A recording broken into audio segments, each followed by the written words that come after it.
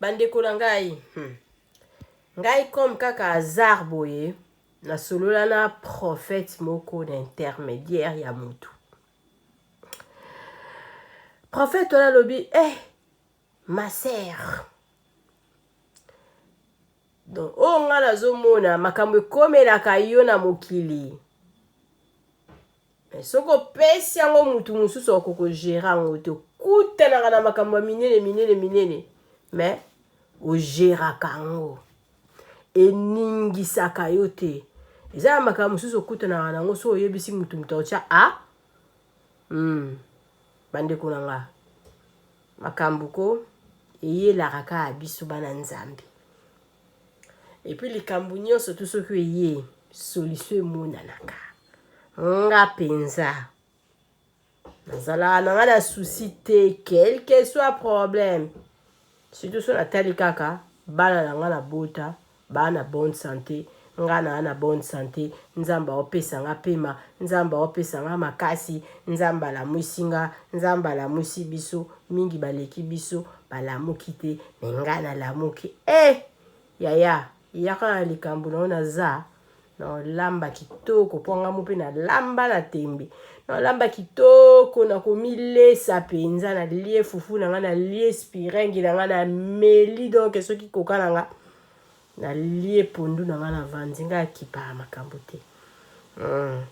Kipa makambo te boza wana bokoko sangana ta 100 personnes. Ta musu bokanisi ke place aza wana o souffrir. Na tieli bino video mo bolanda yaya. Collagène a liboso eza biso moko.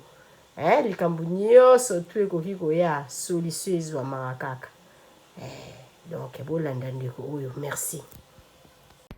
Yaya mwasi, yaya mobile, na oyebso secret moko. Poza na problème te na vie, obelaka te, o garder santé no kitoko, okola, o batela mutema na yo, o wumela na mokilo bimaridi te. Kozala na souci te, kotiaka souci te.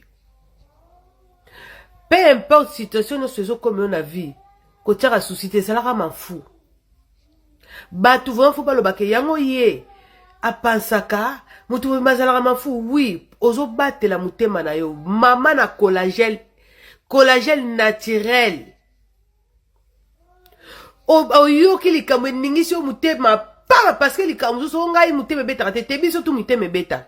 Oyoki likambo ne beto mutema pa ya yo koti na ndako. Obika nzambe merci. Omeli mai, olami fufu so oliaka fufu.